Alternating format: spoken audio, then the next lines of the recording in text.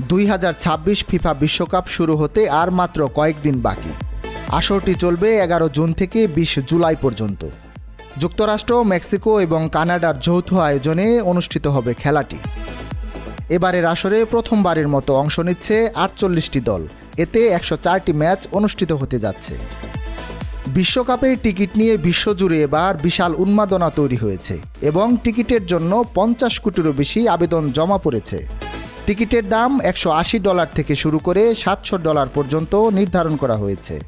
তবে ফাইনাল ম্যাচের টিকিটের মূল্য $4185 থেকে $8680 পর্যন্ত হতে পারে।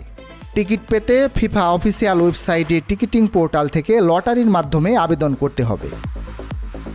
এবারের বিশ্বকাপে রেকর্ড প্রাইজ মানি ঘোষণা করেছে ফিফা। শিরোপাজয়ী দল পাবে প্রায় $5 কোটি এবং রানার্স আপ দল পাবে প্রায় $3 কোটি। এদিকে বিশ্বকাপ শুরুর আগেই স্কোয়াড ও ইনজুরির কারণে বেশ কয়েকজন তারকা অনিশ্চয়তার মধ্যে রয়েছেন। আর্জেন্টিনা, ব্রাজিল, জার্মানি ও স্পেনের মতো উল্লেখযোগ্য দেশের খেলোয়াড়রাও রয়েছেন ইনজুরির তালিকায়। খেলোয়াড়দের আচরণে ফুটবল বিশ্বকাপে এবার এনেছে নতুন নিয়ম।